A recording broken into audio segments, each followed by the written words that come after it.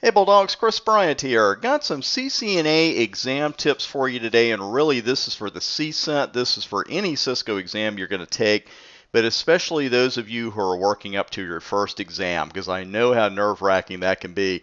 I still remember my first exam. It was a Novell exam, 31X Internetware, and I was pretty nervous about it because a lot of times you don't know what to expect and you don't know how to maximize your chance for success.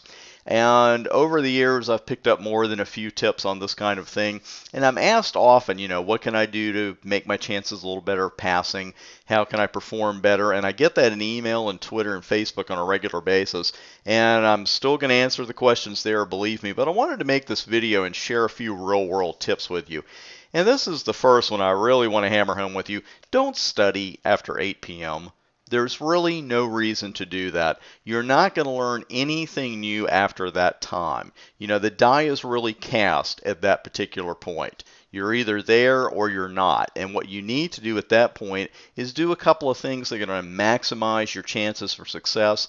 And frankly, the number one tip that I really think most people overlook is getting a good night's sleep before the exam. Because I'm a morning exam taker. I know some people like to go in the afternoon. I like to get it over with. I'm a morning person anyway. So I'll always be there when the testing center opens or very shortly thereafter. And I always see those bleary-eyed test takers in there, and they're barely up in their chair, or they're trying to drink some coffee and wake up. I'm telling you, you really damage your chances of passing, in my estimation, by 50% if you go in there just exhausted. So it's easy enough to avoid that. Just get a good night's sleep before the exam. Now, if you've never been to the particular testing center that you're going to, please go there before your exam day, because you're going to have a little anxiety that morning anyway. I'm not going to be Pollyanna here and say, oh, well, you shouldn't have any anxiety at all. Of course we have a little. We're ready to go. A little anxiety can actually be a good thing.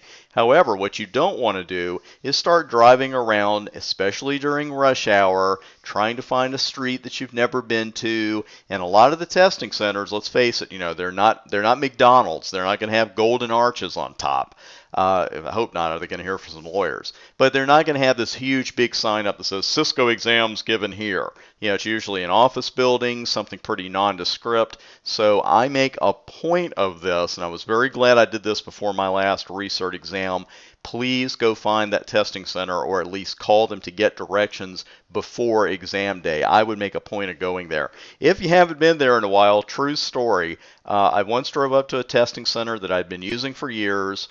Either they didn't have the change of address in view.com when I registered for an exam, or I didn't pay attention to it. Doesn't matter.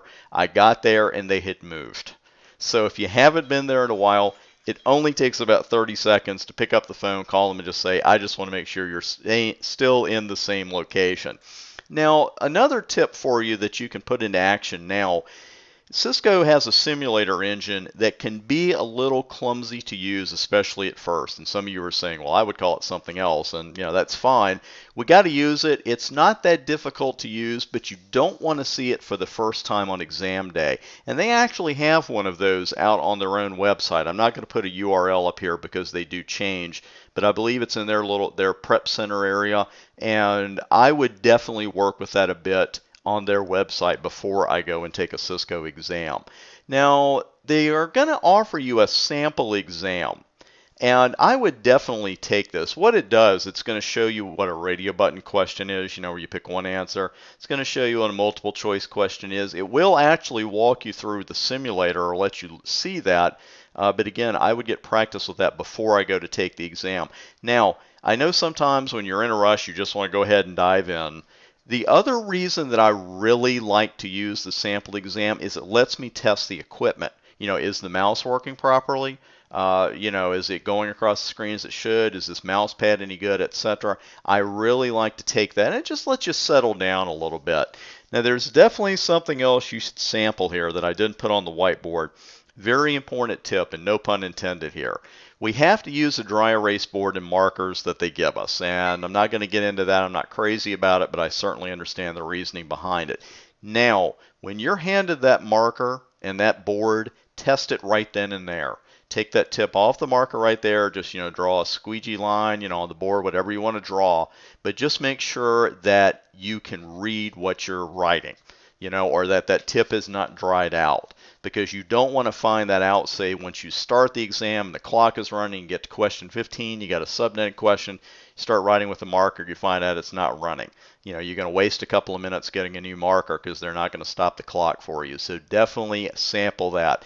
These are simple little tips, but they can really maximize your chance of nailing any exam, Cisco or otherwise, the first time around, and I hope they do just that. Thanks for joining me here on YouTube. Hope to see you out on Twitter, our blog, and Facebook as well. I'm Chris Bryant. Thanks for making TBA part of your computer certification success story.